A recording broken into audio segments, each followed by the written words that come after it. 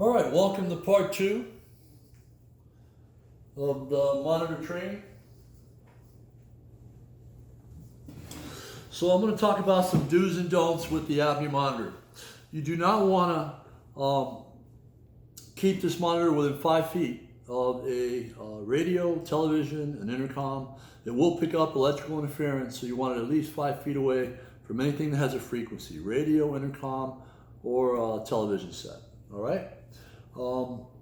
If you're traveling in the car, you want to keep this on the floorboard of the car in case you have to swerve or, God forbid, you get in an accident. You don't want this monitor to fly up and hit you or your baby. So it does weigh a little bit, so just keep it on the floorboard of the car. It's safer that way. The monitor does come with a carry bag, so you can monitor with it inside the carry bag, and your home care provider will provide you one. But for the purposes of the training, I'm not using the carry bag here today. Also, you don't want to keep this monitor in the crib with the baby. You want to keep it outside the crib and run the wires to where the baby is inside the crib. It's an electrical device, so we don't want to keep an electrical device next to your baby inside the crib. If you're going to give your baby a bath, please take the monitor off your baby. It has happened before where somebody has given their kid a bath with the monitor on the baby. So I don't think that that's you, but just in case, I'm letting you know. This monitor is supposed to be used whenever your baby is asleep or unattended, okay? Unless the doctor tells you you need to monitor your baby 24 hours a day, you need to monitor your baby whenever your baby's asleep or unattended. So that means if you're watching TV and your baby's next to you, you're not paying attention to your baby. If you're driving in the car, you're not paying attention to your baby. So really what that translates into is that if your baby is not here in your hands and your eyes are not on your baby, you're not paying attention to your baby, so you need to monitor your baby. So again, if your baby's not here and you're not paying attention to your baby, monitor your baby, unless the doctor tells you to monitor the baby 24/7, okay? I'm going to talk about patient alarms and equipment-related alarms. Now, there's two different kinds of alarms that will alarm or occur with this particular monitor. One of them is a beeping alarm. It's beep, beep, beep, beep, and that's a patient-related alarm. And the other one is an equipment-related alarm, and that's just one continuous sounding beep. Let's talk about the patient-related alarms first. They're beeping alarms. So the patient-related alarms, every time you get one, you're going to have a light that lights up that lets you know what's happening with your baby. And there's only 3 patient-related alarms. And you have the bradycardia, or the heart went too slow alarm, the tachycardia, or the heart went too fast alarm, or the apnea, the baby stopped breathing alarm. So if the baby exceeds any of the parameters that are set for the low and the high heart, the machine will start to alarm, and it will also alarm when the baby stops breathing. Now keep in mind that the alarm will only sound for the duration of the episode. So as long as your baby is having an episode, the machine will continue to alarm. As soon as the baby corrects himself or herself, the heart rate coming back to within the range where it should be, or the baby starts to breathe again, the monitor will stop alarming. But a light will always remain lit to let you know what has happened. So when you respond, and this is the most important part of the training, when you respond to an alarm, you always respond to your baby first. Even if by the time you get to where your baby is, the machine has stopped alarming, you're still going to check your baby. It doesn't hurt to check your baby first anyways. So how do we check your baby? Well, the first thing you want to do is you want to look at your baby. You want to look at skin color, you want to look at movement, you want to look at breathing. You want to make sure that your baby is okay. If you do not like what you see when you're observing your baby, then that is when you gently stimulate your baby. And I know you know, never shake your baby. Okay, that's a big no-no. You could hurt your baby if you shake your baby. So you gently stimulate your baby, and the way you do that is by tapping the feet, okay, shaking the baby's arm, and calling your baby's name out. You're trying to wake up your baby. If you cannot wake up your baby, then at that point, that is when you determine if you need to do CPR or not. Okay, and the way you do that is you put your ear to the mouth and you look at the belly for movement and determining if your baby is breathing or not. All right, God forbid you ever have to do CPR on your baby. But if you're alone with your baby and you have to do CPR on your baby, the first thing you do is you do CPR first for 1 minute. And then you take your baby with you to the telephone, you call 911, and you continue with CPR. All right? So if you're alone with your baby, do CPR first for 1 minute, call 911, and continue with CPR. If somebody else is in the home and they can call 911, then just let that person know, call 911, and you start CPR. That right there is the most important part of the training. This monitor is not a life-saving device. It will alert you to a potentially life-threatening situation. You, the caregiver, are the lifesaver. That's why anybody who takes care of the baby needs to know CPR and then need to know how to use this monitor. Okay? So that is patient-related alarms. If you hear a beeping alarm, respond to your baby first. It doesn't matter if it stopped alarming by the time you get there. You look at your baby, make sure your baby's okay. If you don't like what you see, you try to wake your baby up. If your baby doesn't wake up, you determine if you need to do CPR. You put your ear to the mouth, you look at the belly for movement. If you have to do CPR and you're alone, you always do it for 1 minute first. Call 911 and continue with CPR. All right? So those are your patient-related alarms. Now, one thing I do want to say, if your baby is having a high heart or too fast heart rate alarm, tachycardia alarm, and the baby is not crying or is not agitated, then that could be a serious problem. So if your baby's having high heart alarms and the baby is at rest, then you need to let your doctor know right away. Check your baby really well right away. Okay? Equipment related alarms. Now those alarms are continuous sounding alarms. Okay? So instead of beep, beep, beep, something having to do with the monitor is going to be one beep, one long beep. All right? And the first one I'm going to show you is called the sibling alarm. The sibling alarm simply means that somebody turned off the monitor incorrectly. And the reason it's there is in case there's another child in the house, they're not going to be able to turn off the monitor unless you teach them. So a kid can't come and play with this, think it's a toy, and turn it off accidentally without you knowing about it.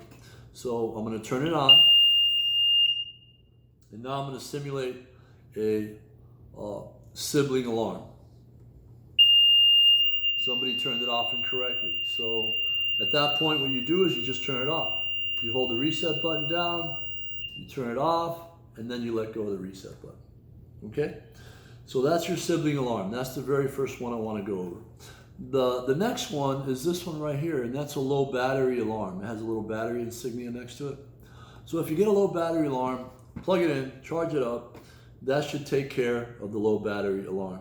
Again, I want to remind you to keep this monitor plugged in at all times. Okay, it's important. The next full memory, the next continuous sounding alarm, equipment related alarm, is your full memory alarm, which is this one right here. The kind of the barrel looking thing here.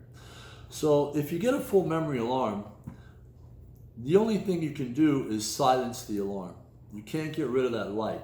So all you're going to do is hit the blue reset button, silence that light, silence the alarm, and then you're going to call the home care company, and the home care company is going to come out to your house. They're going to hook it up to their computer. They're going to download all the information. They're going to clear the memory and send the report to the doctor.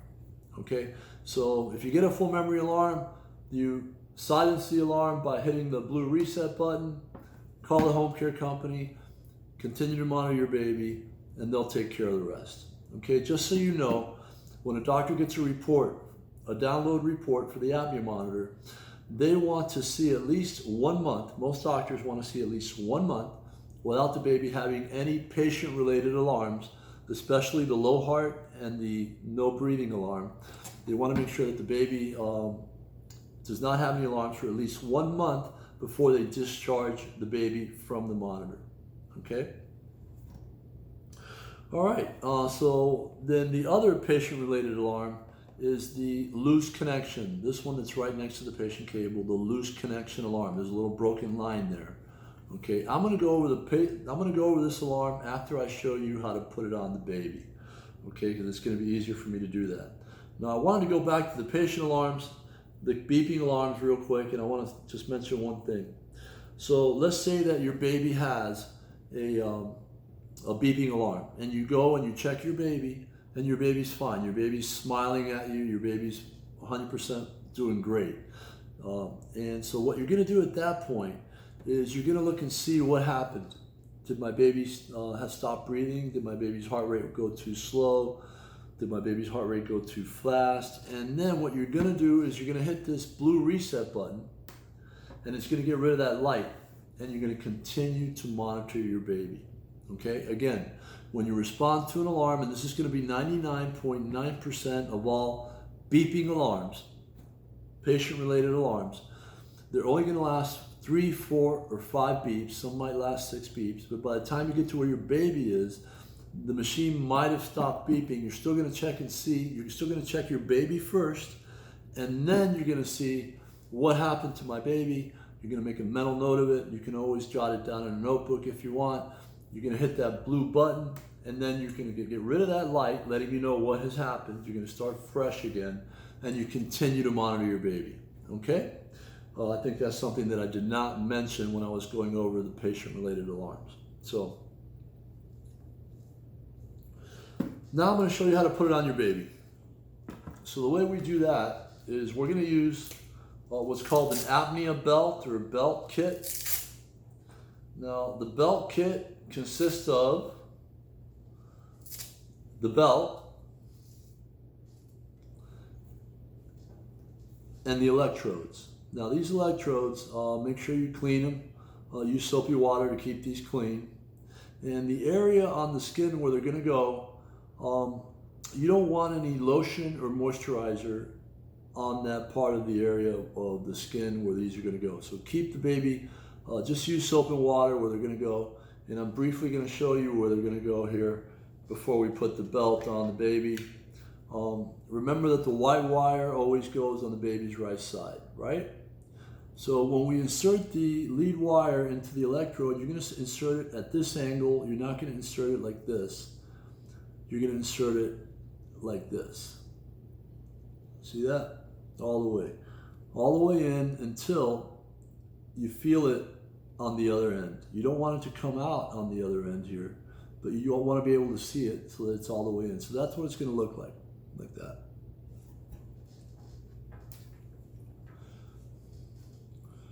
We're going to do the same thing with the black electrode, black lead wire. Stick it in till the end until you can see that little lead wire on the end.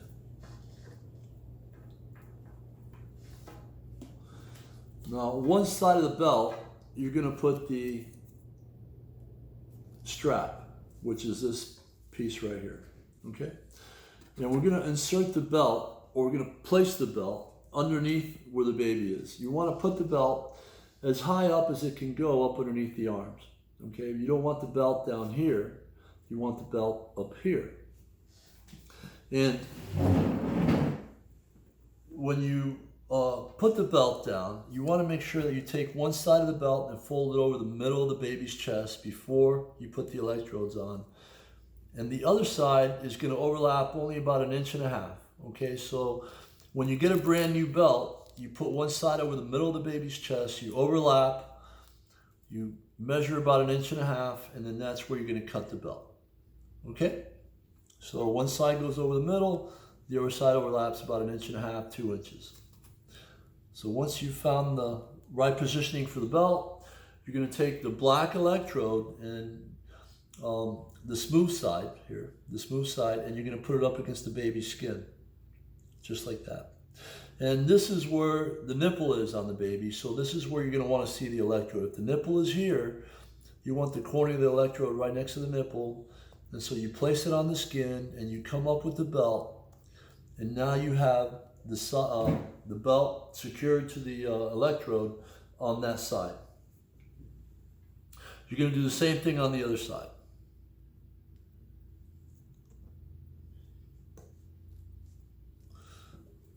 So if you can see here, this is where you want the belt to go, the electrodes to go, right there, okay? So at this point, what you're gonna do is you're gonna wet your finger, and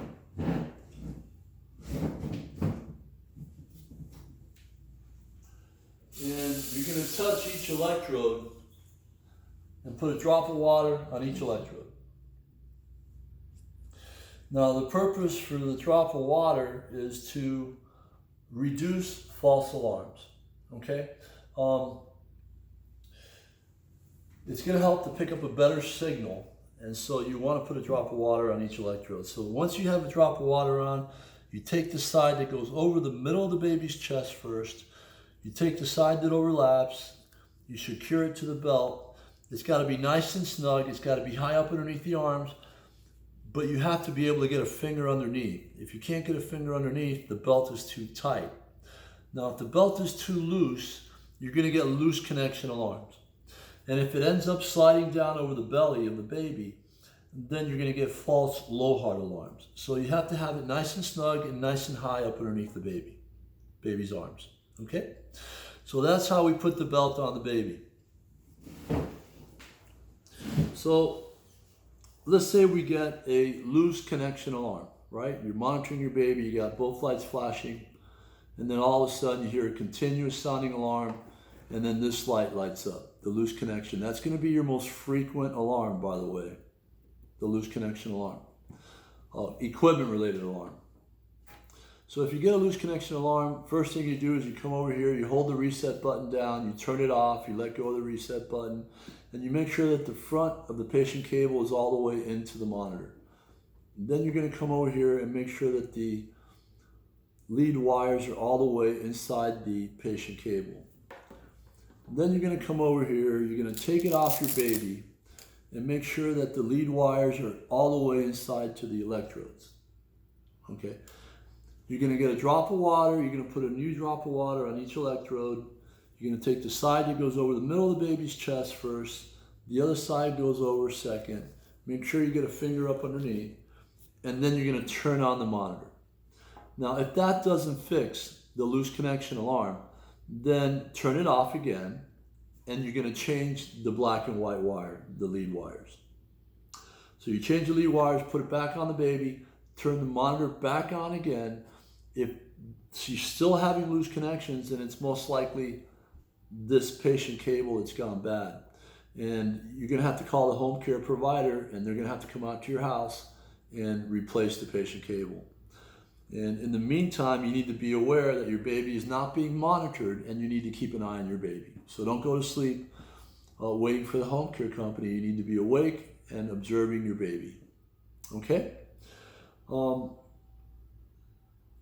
think that more or less wraps up my training, except for one more thing. We're going to talk about sticky electrodes. Some home care companies are going to provide you with electrodes that are sticky. They stick on the baby just like the electrodes that you're using in the hospital prior to you going home. They stick on the baby. And if you're going to be using sticky electrodes, then what you want to do is you want to make sure that you take the lead wire. Now the sticky electrodes are going to have a little round, it's just like a little round end on them. And then the lead wires, they're not going to look like this. They're going to be, the rest of them is going to look like this, but on the end, it's not going to look like this. It's going to be a little round area. And what you're going to do, you take that round area and you actually press it against the sticky electrode, connect the lead wire to the electrode, and then you put it on the baby. Okay? As a matter of fact, I think I might have one here. Let me go grab one so I can illustrate what that looks like.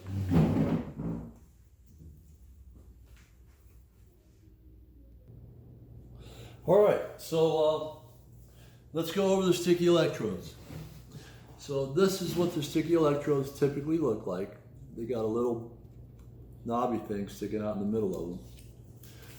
And the lead wires that you use with the sticky electrodes are not like the other ones that we were using. They have these little round ends on them.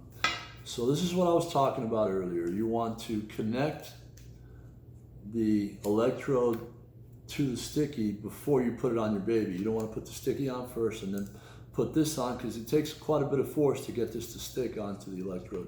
You don't want to be pushing on your baby's chest in that area. So just to illustrate where they go, they go on the same location as the other black electrodes. So we're going to put one here.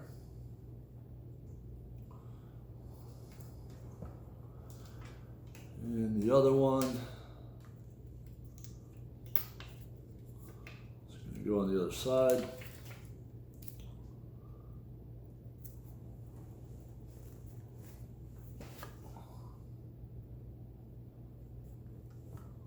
Okay, so this is where the electrodes go. See that? And always the black wire on the baby's left side. So that's how you put on sticky electrodes. I think the belt is a much better way to monitor your baby. Why? Because when the sticky electrodes lose their adhesiveness, they don't pick up a good signal. And the babies have a tendency to sweat sometimes. So if the baby sweats a lot, these things start not to stick as well, and then you start to get a lot of false alarms. The beauty about the belt is that they don't need to stick. It's held on there by the belt, by that piece of Velcro strap, and they pick up an excellent signal, and they monitor your baby very well. So I always prefer the belt. But if you have these, this is how you use them. That's where you're going to put them. So at this time, thank you. Please hit the like button down below. And if you have any questions, I'll be looking at the comments from time to time. I'll be more than happy to answer any questions that you might have. Thank you.